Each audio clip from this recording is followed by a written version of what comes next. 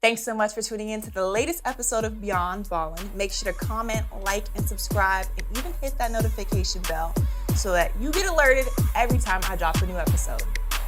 Everybody wanna come to LaLa Land. Everybody wanna come to LaLa Land. What's up, everyone? Welcome back to a new episode of Beyond Ballin'. I'm your host, LaLa Moten, and today's guest is really special. He's somebody who's accomplished so much in the basketball world. He played professionally for over 10 years, 17 different countries, 4 different continents, and now he is the associate head coach at St. Francis University, Devin Sweetney. Devin, thank you so much for taking the time. It is a pleasure. Oh. This is very special, and I am honored to be here. Thank you. To sit down and talk to you and connect. Yes, I'm so glad that our schedules finally aligned. I know. We've been trying to get this in the works for a little while, but I know you're super busy. Yep. Yeah. You as well. Yeah. You know, but the stars aligned and we're here. Yes, we are. Okay, so let's take it all the way back. You're from Southeast. Yes. Talk to me about how it was growing up in Southeast and like how it influenced your athletic journey. I mean, needless to say, growing up in Washington, D.C., especially Southeast, is a very, very authentic place, you know, just full of rich in talent. I grew up, I had a hardworking mom who sacrificed, you know, a lot, you know, so I can have a chance to, you know, do something special. I think the biggest thing was, you know, growing up, I really didn't have nobody to look up to. Wow.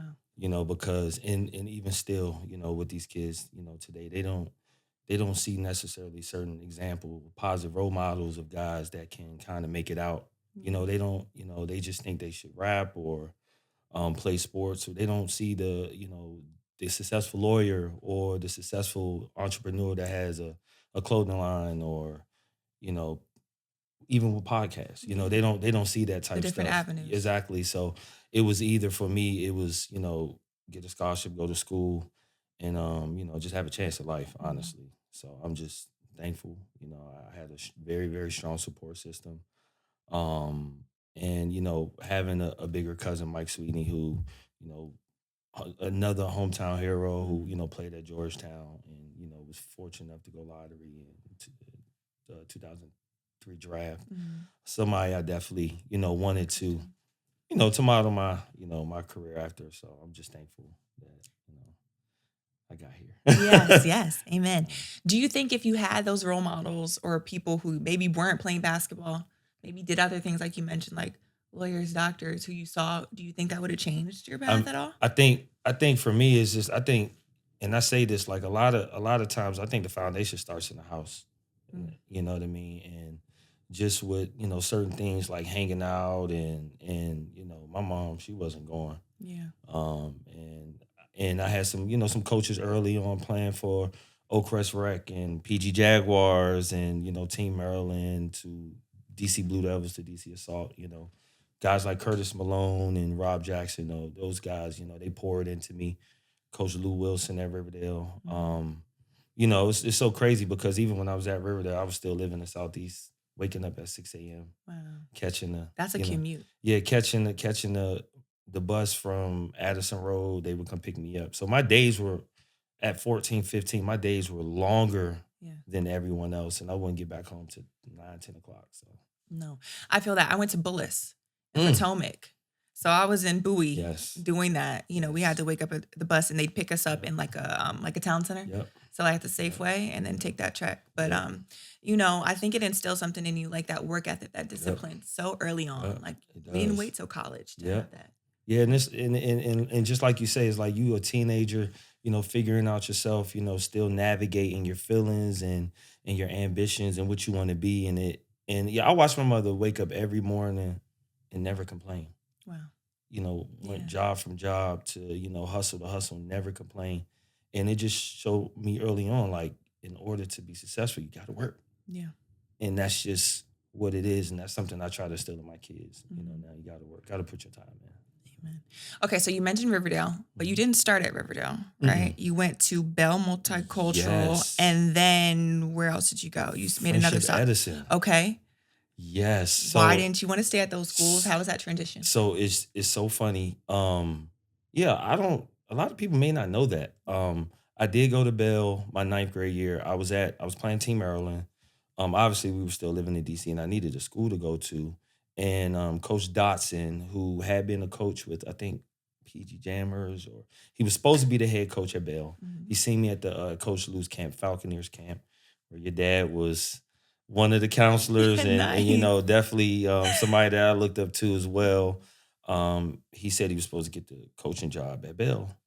I ended up going. They ended up voiding his contract. I ended up getting stuck there. Okay. So the next summer, played Blue Devils, and Coach Chuck Lattimore was supposed to he was leaving Tech World, and he was supposed to get the head coaching job at Friendship Edison. I ended up going there. They voided his contract too. Oh, okay. So then that was when that following summer, Coach Chuck joined Coach Lou, and he was like, "We're bringing Devin over." And thank God. Yeah. Okay. But let's talk about it, because you learning early on how basketball is not only a business, but sometimes it's not even in your hands. Nah. How did you deal with that at that age? Well, I wasn't the most talented kid, Really? starting out. Like, I think I had good, I had good size, and I think I always like worked hard and always paid attention. But I always felt like growing up, especially starting in DCIAA and then playing in the public charter league, like you got to always prove yourself. I wasn't in the MATHA. Yeah. You know what I mean? I wasn't in the, I didn't play at St. John's or one of those premier high schools at the time, Gonzaga. So even AAU, I wasn't getting the notoriety I thought I should, or the minutes that I thought I should have had going, playing for DC Blue Devils and the DC Assaults and stuff like that. So I knew I had to always have a chip on my shoulder. And I was a guy that, just worked at it every day, every night. And I think that's what carried over. Yeah. Just the work ethic part, and just listening, and just trying to be a good person, and doing what my coaches wanted, because I just always wanted to be better. Did you have a trainer? No. Okay. So, I mean, you're talking about working at it every night. Yeah. Like, what are you working on? This was before Instagram, where you could just pull up like a regular, drill. Listen, I lived in Southeast. My mother put a cement court in our driveway. Wow. So I was literally, man, what? She the realest. I literally, like 6 a.m. every morning was in the yard, like snow outside. Like I'm shoveling snow just to dribble.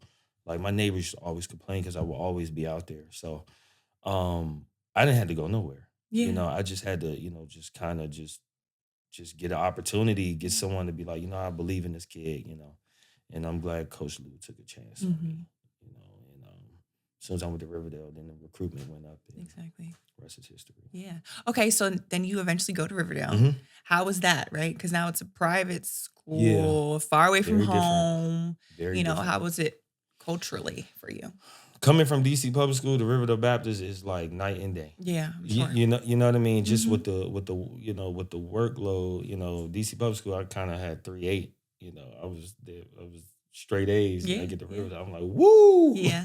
I know you did. What was your GPA? You probably had like a 3.5. It didn't go down that much. It did? Yeah, it was tough. Okay. It was very challenging. Yes. Should I say? In the beginning. But I got the hang of it, and it also taught me that, you gotta, outside of basketball, like you gotta apply yourself. The academic part, and the way you dress, and obviously the uniform aspect, and shirts tucked in, and organization detail, that was something that was like kind of new as well, that it's a whole nother, it was more so you preparing you for life, preparing you for job interviews, preparing you for opportunities, but preparing you for success. You know what I mean? So I think that was the best part of, going from a DC public school to a Maryland private school, was the structure. The whole picture. The whole picture. Yeah. The whole picture. And those are values that I just wouldn't change. And I'm glad I had the opportunity to get those, embedded in my head at 15, 16. Yes, exactly.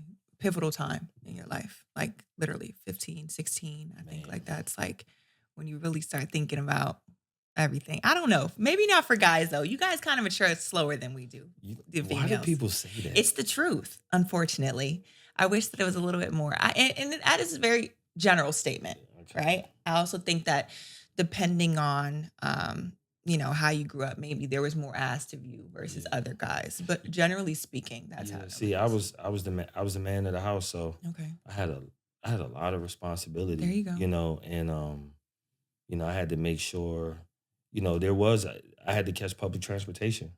There Mhm. was no rides to school or nothing like that. I'm literally walking in my neighborhood early morning, late at night, to get Yeah. to A to B. So, your instincts pick up, you observe, you know how to move, you know what to do, what not to. And it could be a matter of life or death sometimes. Just, in certain neighborhoods and, just trying to go learn. Okay, so how do you learn that though? Who teaches that? Or is it learned by fire? But I had some, even though like I had some positive male influences. My uncle, rest in peace, little boy. And my mom, my stepfather Fox, he stepped in and showed me, Yeah. you keep your eyes on the swivel, you treat people right, you mind your business, like you always work hard, you always respect women. So Mhm. Amen. Great things to live by. So when you were at Riverdale, you played with some big names. yeah, Mike Beasley, Nolan Smith. those What is those that face? That's like mm, some heavy hitters. man. Yeah. It's so crazy. And shout out Nolan and Mike, man. It's my brothers. Congratulations to Nolan for Yes. his head coaching opportunity at Tennessee State. He is going to do wonders. They got a real one. And shout out to Mike for big three Yeah. championship, Yeah. player of the year, 2-time player of the year. And I'm Shout glad out. he's getting all his flowers and all his notoriety. He's one of the best basketball players I've ever seen. Mm. How was that experience? Because we're talking about 15, 16. So, I mean, they were just scratching the surface on what they could Yeah, be. yeah, You were as well, yep, right? But I think sometimes when you're so close to greatness, like even them being close to you, yeah, you don't really realize, right. like what you're looking at. How was that experience? Well, they played a part in me signing early Wow. because number one, okay, so my mom started me school early, so I was 16 as a senior. Me too. Okay. Yeah. We You know went what into I'm school saying? early. So Yeah. I had Get like it. a bunch of like mid to low, major Hmm. schools and even Hartford. Shout Yeah, I out the did. Hawks. Go you Yeah, Heart. Larry Harrison was the coach at the time. Yeah. But I had some opportunities, but when I found out Mike Nolan was coming, you like, ooh, Yeah. I'm kind of the man on this team. You know what Yeah. I Yeah. Yeah. mean? Yeah. Oh Yeah. no, they might, they gonna take the shine. But you know what? All they did was, man, iron sharpen iron, There you go. and we worked so well together, man. We 33-1 national champions. I mean, we had 10 Division One players on that team. 3 guys wore NBA jersey, one wore NFL jersey. I mean, and we're all close to still to this day. And just when we just talk about that time, it's just like it's like a it's like a uh, it's like a vivid blur. Wow. You know what I Okay. mean? Yeah, because Because you're it's just going through it. yeah, and Understood. we didn't realize how good we were. Oh yeah. You know what I mean? That'll never Like be seen again by Riverdale I Baptist. know, I Sorry know, I for him. know, and we were fortunate enough to have good coaching. Yes. Because there was days where coach, we be in there playing around, and Coach Lou got on us and ran us, and even though we would be 18-0, we just Yeah. he kept us sharp, and I think that's kind of in terms of development for these kids. That's kind of lost art now, and just great coaching at the high school Ooh, level. at the high school Yeah, level. it's only certain schools. Mhm.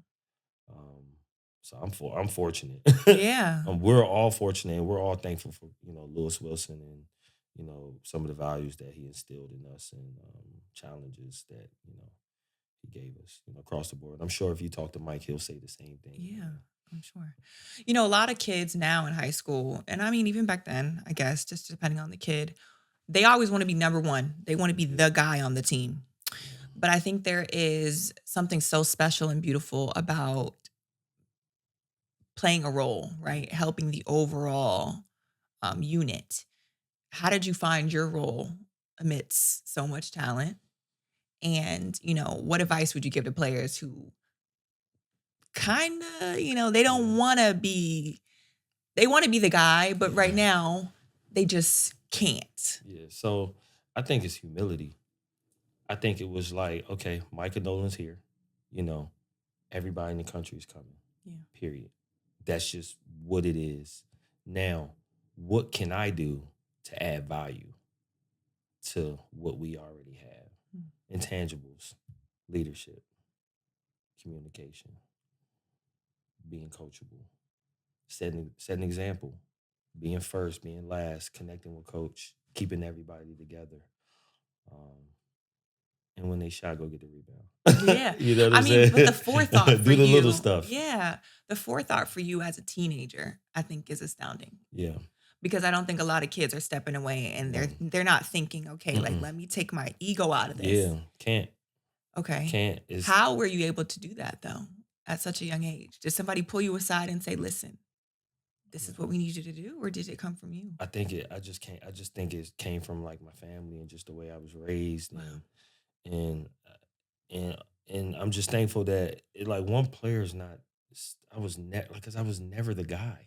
You know what I mean? I was never the guy. I was always a guy that, wanted to prove that, I could be, you know what I'm saying? So there was no ego involved. I was fortunate enough to work hard, to get to I knew what I was. I knew who I was at that time. And I was like, look, I ain't got Duke here. I ain't got, I don't have Adidas come and measure my foot in the middle of practice. So, the more I connect with them, the more we can get on one page, the better we gonna be. You know what I mean? And that was just a testament to, I guess, my character and just the way I was raised. Certainly. So. Yes. I don't think that that's something that can be taught. Yep. I think it's in you or it's not. Yep. So you signed to play Division I basketball at St. Francis, and now you're coaching there. I gave that away in the beginning, which is so full circle. But St. Francis was actually your first offer. Yeah. Yep. Let's talk about that, though, because I'm sure you got more offers. Yeah. So by the time we finished our season at Riverdale, number one, my junior year, when I had joined Assault, and we had Arenze, Anaku, NBA, Jeff Green, still playing in the NBA, Dante Cunningham, NBA, Chris Howard, Ray Brewer. Like, we had some guys that were very, very good, very, very good. And I felt like I was just, I just got to keep up. You know what I'm saying? Like, it was just like, man, because, they were on the circuit, they were older. It was really like my first rodeo playing that nationally ranked schedule. But I before you can lead, you got to follow. You know what I mean? And I think for me, just, iron sharpens iron, and I was just used to playing with better players. Yeah. You know what I'm saying? So it was, by the end of our senior year, like, everybody but Duke and Carolina wanted me to prep for that following year because I was only 17. Exactly. And my mom was like, nah. No. Because St. Francis came to every game, every tournament that they could within the, because the live period was different then. And they really rolled out the, red carpet and told me, this would be a good spot for you. They were really good that year. They had beat like 3 or 4 tournament teams. We were preseason picked to win the NEC. That didn't happen. So I just trusted my gut and I just stuck with it. I love that. This is the quote that I think followed me throughout my recruiting journey. It was like, it doesn't matter who you love, it matters who loves you. Yes. Right? Yes. And it sounds like St. Francis really loved you. Yep. And your Still. mom knew that. Clearly. Still. Still. And so I think that's so important for kids to realize. Like, it's not about the name. Yeah. It's really about who really cares about you as a holistic human being beyond just a player. Yep. And, shout out to, Rob Krimmel, who's our head coach this season. He retired now, but, he poured into me since I was 15 years old, 16 years old. And he didn't let me fail when I was up there. Even, we didn't win many games. It's very frustrating. But, he helped me, see the bigger picture. I'm just forever grateful. Yes. So you went to St. Francis, redshirted your first year. Why? Well, there were some issues. Now, I did flirt with the thought of prepping, not prepping. Understood. And they did because the interest was just so strong. Exactly. Like, it was just so strong. Yeah, I mean, some stuff is... Yeah, so St. Francis got my official transcripts from Riverdale just a little bit late. I had unofficially qualified, but Mhm. they were just like, we're gonna let you practice. You can't travel. You get to keep your scholarship. So I was like, yes, Yeah. I get a reclass year. I get to be in my right Basically, grade. yeah. You know what I mean? So you were happy about that? Yeah. Okay. No, no, yes. Yeah. I was like, dang, 5 years. Um, But it was like, you what get I it? can be. Yes. Hit the weights. So it was skinny little thing. So hit the Mm. weights and, get a year of just, the physicality of being Division I. And, I had a hell of a freshman year for it. Mhm. So, Exactly. I'm looking at your stats right now. So in your first game as a Red Flash, you recorded 20 points, 9 rebounds. yeah. I ain't gonna lie. After that game, I That's a was coming like, out party right there. yeah, I was like, because I had to do all the conditioning, Yeah. 6 a.m. I had to do all the sprints. I had to, when they didn't play well, I had to run too. Yes. You know what I mean? When they were gone, I was still in the gym. Mm. I wasn't sneaking out, coming home and partying and all that. Like, I stayed in the gym. So by the time I was ready, I was a year from not playing. It was Yeah. like ants in my pants, Mm. And when I almost had the double-double, I was like, dang, I had 9 rebounds. I Yeah. know I got some buckets because we play Lockhaven, but I'm like, dang, 9 rebounds, okay. Wow. Let's see. That's amazing. Might got something here now. Yeah, I'm sure. It's just a Definitely. testament to the hard work that you were able Yeah, to put man. in while you were redshirting. And it's still, even then, I was only 18. Yeah, a baby. You know what I'm saying? A baby now. Now these kids be 18 years old, sophomores and juniors in high school. Yes. I commentate games. And so I'm 26 right now. And then I just did a game last night and one of their players was 26. He just turned 26 last week. I'm like, I graduated in 2020. Like college is like a blur to me. 26. I was in my 6th year. I mean, professionally. like my mind is not even like, I don't even really know what college, like I just don't even remember. And I graduated in COVID. So like it was, COVID. I didn't even walk. How was that? I didn't mind. Yeah. I went home for spring break and I never came back. They mailed me my stuff, 20 big boxes about this size. All my stuff. Our dorms were used for first responders because, Hartford was close to New York. But I didn't mind, honestly. I was home and then we were still figuring it out. So like they could have us on Zoom, but like, come on, diploma me. Yeah. Because we didn't know about it, The next year, though, my sister's year, she graduated in 2021. They figured it out. Like, they really had to do classwork. Golly. But I didn't mind, though. I had a Zoom graduation, put my picture up there, and I really didn't walk. It's kind of crazy to think about. How do I feel? Yeah. Robbed? Not at all. Not in the slightest. I mean, but I guess so. Yeah. Because I guess I never had that, when they take the cap off and they throw it in the air at a high school graduation. I definitely threw mine. I ain't gonna lie. Exactly. I didn't throw the cap. I had to come back. I didn't, what else did people do? I don't even know. Man, listen, I could have. They allowed us to come back the next year. But at that point, I'm working, I'm like, I'm not going to come back right now. Maybe I'll get an honorary doctorate. I always wondered. Yeah. I always wonder how was the COVID thing. It's like a blur. We're all kind of like, my whole class, I think 2020, we're all just like, well, we're out here. You know what I mean? We're really out here now. I think like, it was kind of like, just throw us to the wolves. Because we didn't even know what was happening during COVID, We didn't know if the world was ever going to open back up. And you know who suffered the most? High school seniors. At that time. Yeah, because they just didn't get recruited. What if they had schools, though? Because you see, like, for me, I was very proactive about figuring out what was going to happen after basketball for me. Okay. So I had some opportunities to go overseas. That wasn't my steez. I wanted to do what I'm doing now. Yeah, okay. Yeah. So you knew you was like, I knew. So I was already exactly. Yeah. Like, I was actually sideline reporting for our men's basketball team. At the time. On ESPN, yeah. So I kind of, that's tight. Yeah, that's it was dope. really, but it took a lot of, like I had to do a lot in that time period, but I knew like after school what I want to do. Yeah. So even though like, I'm a sports journalist, so sports weren't happening during COVID, but right when they opened back up, like I had a job waiting for me. That's great. So I wondered, like, coach or like players who were already being recruited by coaches in high school. Like, what if they already had offers? Were they fine? It was tough. It was tough because I know a lot of kids that didn't sign early There you go. If you didn't that sign, then that yeah. were waiting and they just Sorry to them. yeah. Okay, well, this speeds us up a little bit. Coaching now. Mm. How has that been? From playing professionally, I think having coaches, you played in so many different places. I'm sure you've seen like the gamut of coaches. How have you been able to create your own coaching style? And has it been like influenced by any of the coaches you've had? Um.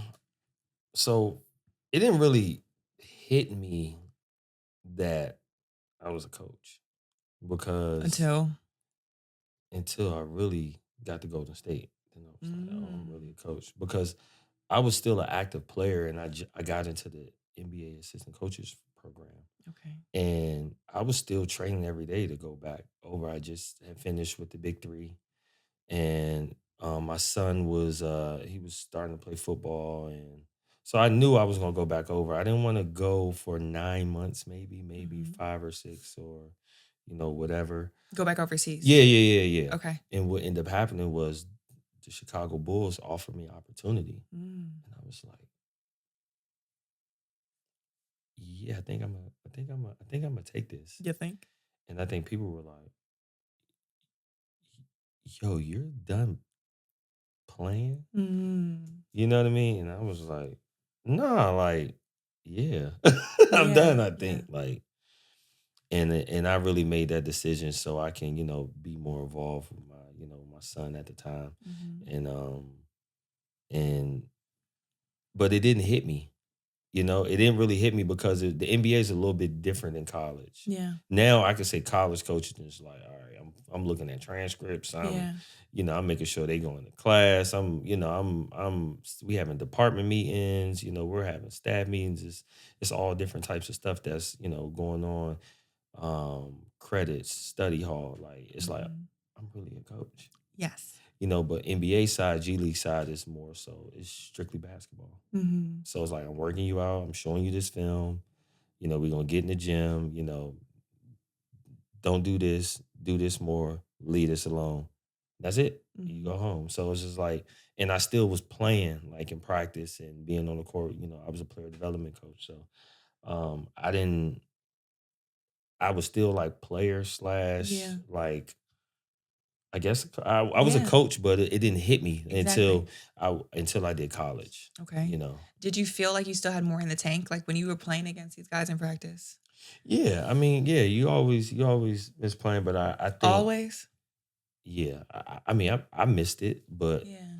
I think that I played enough basketball. There you go. Like, you know Because what I you played mean? professionally for 12 years. 12, 12. Overseas for Yeah, a long time yeah. living out a suitcase. Yeah. I think one time there was a span 18 months. I was home 42 days. Mm. In the States, 42 days. I was Mhm. working. Like, What's a common misconception about overseas basketball? I think sometimes, I don't know. I think some people hate it or they love it. Where do you stand with it? I loved it. I wouldn't I Yeah. wouldn't change a thing. Uh I would say that I wish coming into it, I would have known the landscape of it more. Because I jumped around a lot Okay. and that can hurt you. Mm. Because you play one country, you're like, oh man, I'm done with that. But sometimes you might have to turn down what you may think is a little bit more money to stay where you're at, to double up on that to get further ahead. Okay. You know what I'm saying? So, and then, with the whole issue with, overseas can be tricky with the payments and not getting all your money. I don't know if you've I've heard. yeah, Yeah. Is it that the biggest challenge, would you say? depends on where you're at. If Yeah. you know, For you, for me, what was the biggest obstacle that you faced overseas? Because I think it depends on your situation. the biggest obstacle Mhm. for me is not really being in one place too long. Oh, you had connections and you wanted to. Yeah, like I wanted to settle into like a home over there, like Mm, to find somewhere where I could place where I call home. I was, I was, I was, I've jumped around a little bit too much. mhm. So if I had one regret, it would just probably just be a little bit more patient. What was your favorite place to play and why? Greece, Ooh, my dad loved Greece too. love Greece. Why? Athens is Okay. unreal. I Yeah. mean, just the lifestyle, the food. The Greek fans are the best in the world in terms of just they look if they either gonna love you or they gonna Mm. hate you. So, however, at least they're authentic. They're authentic people. It's an authentic culture. I wish got my money, but No. yeah. I had so much of a good time over there, and I forgot they owed me. Wow, a You great know what I'm time. saying? Like I've never had it that was, good of a time anywhere. it That's was, it awesome. was, And you're doing what you love. yeah, man, yeah, it was, and then that's when COVID hit, Okay. and then after that, I was just like, yeah, Yeah. I'm gonna go ahead go to the Middle East and go ahead cash out and ride off in the sunset. But you didn't just play overseas though. You signed to play with the Denver Nuggets. How did hmm that come to be? Because that was really interesting. Uh, I think for me, uh, not going to a high major school, Hmm. college, um, never playing summer league, not even playing at that point in my career, not even playing in the D League at the time in the regular season game. I think it was the TBT tournament. Mm. That's shout out to Joe Conley and City of Gods. We had like 8 or 9 like former NBA players, and obviously it was televised with ESPN. So obviously I'm coming off the bench. I got older guys in front of me. I'm just playing hard, Yeah. just trying to add value. But like I told you, I've always been used to playing with better players. That's Exactly. just something that I've And still already being effective and though. still being effective. That's something that was just a part of Hmm. my CeeLo. Some guys can't handle it because they're ego driven, but I've always been a humble kid. So if I know he's that good, well, I'm gonna do what I can to play off of him. That's just that's just what I was as a player, and I got an opportunity, man. Like we played well. I ended up leading the team in scoring, and Wow. I had my son. Like I asked God for 2 things in life. If I ever have a son, I want to give him my name, Oh. um, and I wanted to go to NBA, and that happened to me in the same week. Oh. Literally my son was born, Mm. and when I was in the hospital 4 days after he was born, I got the phone call and said the Nuggets was going to sign me. What was going through your mind at that time when you got that call? I thought they were joking. I thought it was like a workout Mm. because of how they worded it. They said, man, the Nuggets want to sign you. You got probably like a 10 or 15% chance making the team. Hold tight. So I called my agent and I'm like, I just got a phone call. Denver's going to sign me. And he said, really? And I was just like, So they didn't hold on. Because they I'm didn't in the call your hospital. agent though. They went straight to the Yeah, they source. went straight to me. Oof. They came straight to me. They called my phone, and I'm in the hospital. My son was just born. Like So you're on cloud nine already. I'm on Like this cloud couldn't get nine, any but better. I got ants in my pants because I just can't figure it out because everything's quiet. Because I got the call and it was just quiet for a week. So I'm like, Yeah. should I not take this job to go overseas? I just had a son. Like, Ooh, you know what I'm okay. saying? Like, well, hey man, it's some money. Like, what we talking? But I didn't realize until they actually flew me out there because I thought it was like a workout. Yeah. I'm like, okay, maybe it's just like a free agent Hmm. workout or Hmm. whatever. So when they picked me up in a limo and they took me to the embassy suites and I went to checked in my room and I said, excuse me, how long is this? How long is this room booked? She said, yeah, 100 days. Oh, I said, oh no, this is for real. it's like And they then it want hit me, me want me. because I didn't even tell nobody. Yeah. It was just like I didn't even know what to say, what to feel. Wow. And I thought going into it, I was just like, I thought these guys were gonna be so much better just because it's the NBA. Like, Exactly. you have the stereotype. But once I got in there, I was like a straight hooping. Mm. And I was the last cut. Got cut on my birthday. Oh, Okay. It's okay. Yeah. It's But okay. I'm October, at forever the end of grateful. October. Yeah, Yeah. exactly. I'm forever grateful. Hey, man, I Exactly. appreciate the opportunity, For man. sure. Listen, if I get back, if I don't, just thank you. Because, Wow. who would have thought the kid from Southeast that, caught the bus at 5 a.m. in the morning and started in the D.C. charter school to went to small old St. Francis, name would be on the back of an NBA jersey. Man, God's love. Boy. That's so beautiful. Forever so it didn't grateful. hit you. Nah, and I don't think about it until like when I talk about it now because it's just like when you really think about it, it's like I've been hustling for so long. Yeah. Grinding for so long. I'm just happy the tables turn, and that's what I tell my players. I'm like, listen, man, if it happened to me, it can happen to you. Like I can give you the blueprint. Can lead you to the well. You got to drink the water. When you say you could give them the blueprint, what do you think? Because I think, it's already written, right? Yeah. So that was your journey. Yeah. But hearing you talk now, I think there are key things that you have that a lot of kids didn't or don't. Yeah. When you look at players now and you see them play as a coach, what are the things that you would say make them stand out and where you're like, okay, you really could be something special? What are those intangibles? I think it's how they receive instruction. I think that's the biggest thing. Like, now we're in the age now and I was just talking about this not too long ago. Like, playing hard is a skill now. Ooh.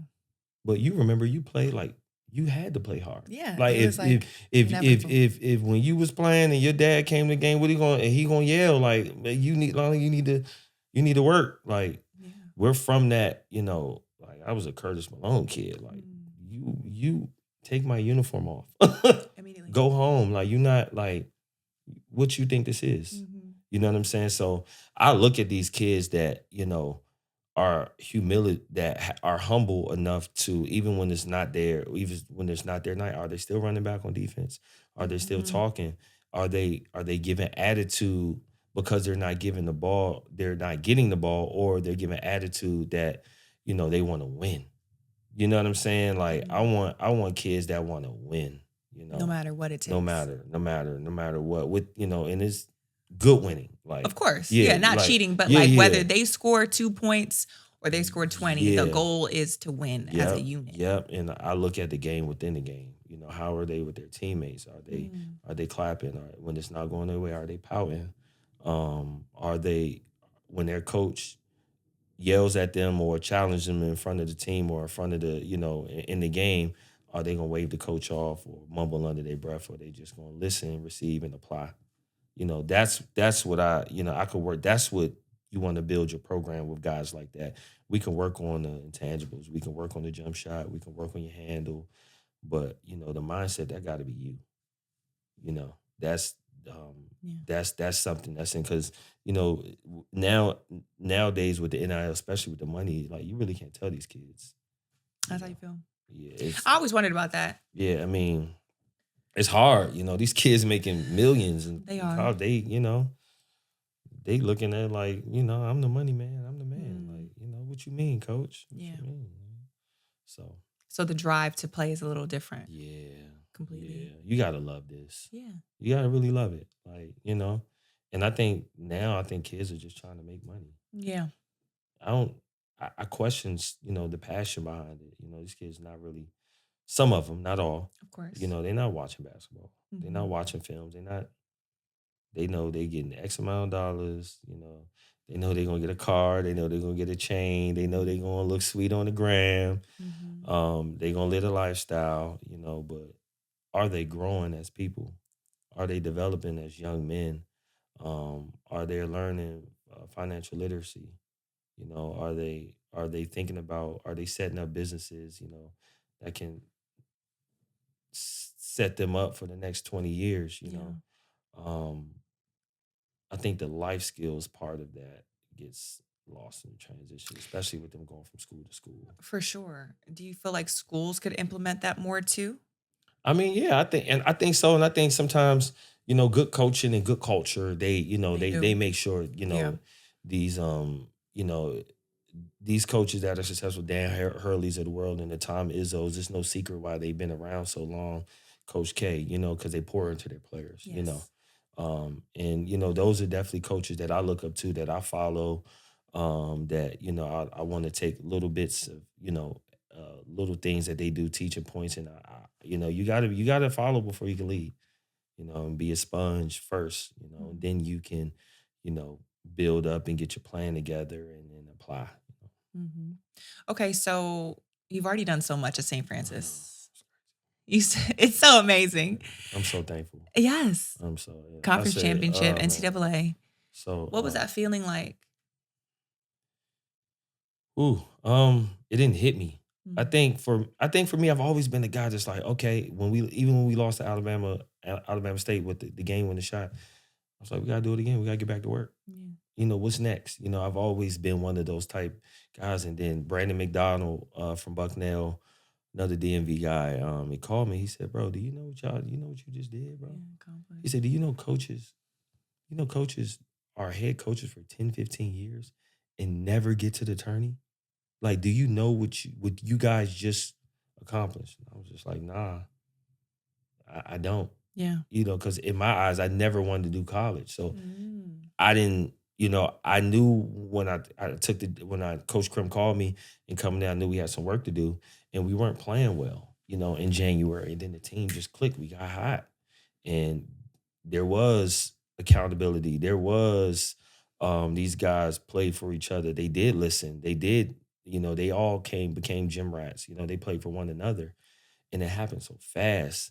And even still, like, as coaches, our staff now, me and Luke, we talk about last year, and we like, man, we really won it. Like, we really won the championship. We were Yes. preseason pick last.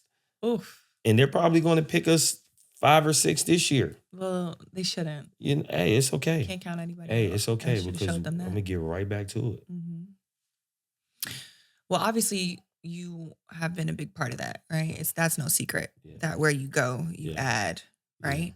How would you describe your coaching style for those people who've never seen you coach or never had the privilege of being coached by you?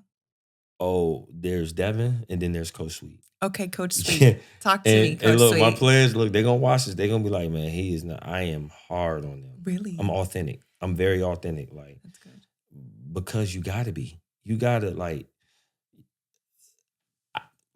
all that I've accomplished, like, nothing felt better. I promise you. Like, not my first NBA game, not scoring 1,500 at St. Francis, not playing all over. Nothing felt better than holding that trophy up as a coach at my alma mater, and we hadn't won it 34 years.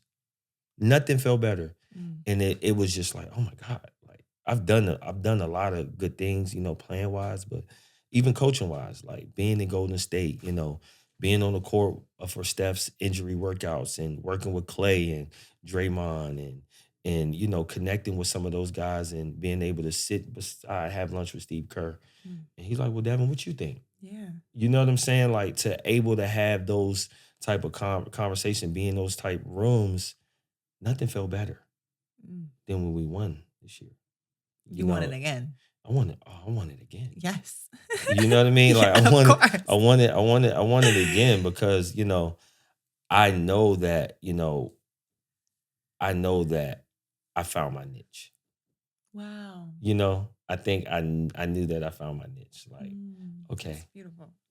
And we had a great staff, Rob Krimmel, Luke McConnell, Oliver Allen, like Q, John McNown, like, and they just accepted me for me, and just allowed me to, sprinkle a little bit, sauce into the pot that they already had, been cooking up, and it worked, man. We had the perfect Yeah. staff last year. So. Exactly.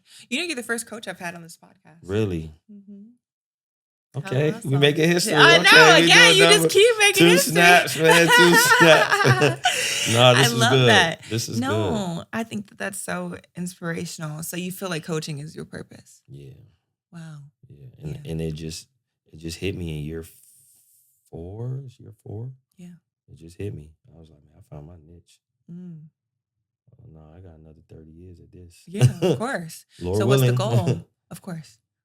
Be a head coach. Yes. At the highest level. At the highest level. Yes. I believe, man. I believe. Me man. too. I believe in you. I believe. So, Lord willing, I'm gonna just continue to run my own race and course. continue to add value to um, wherever that be. St. Francis, it's preseason.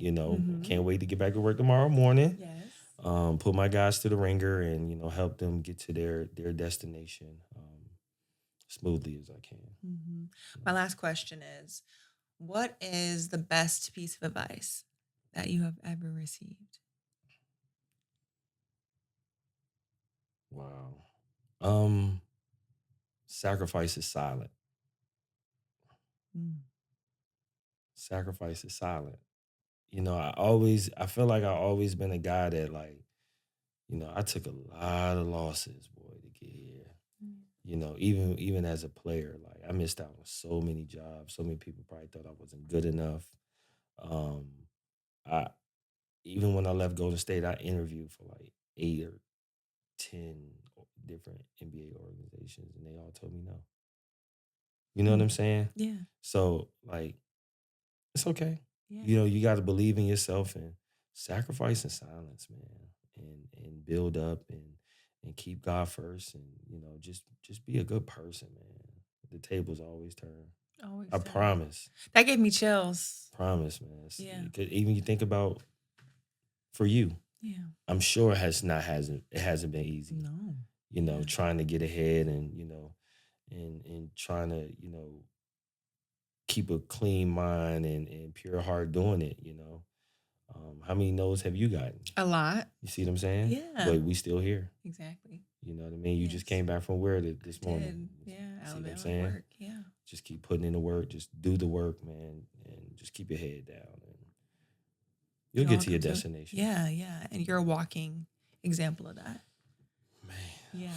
It's that time now. You are, which is so beautiful. I think that you're at the point now where like your resume speaks for itself. Yeah.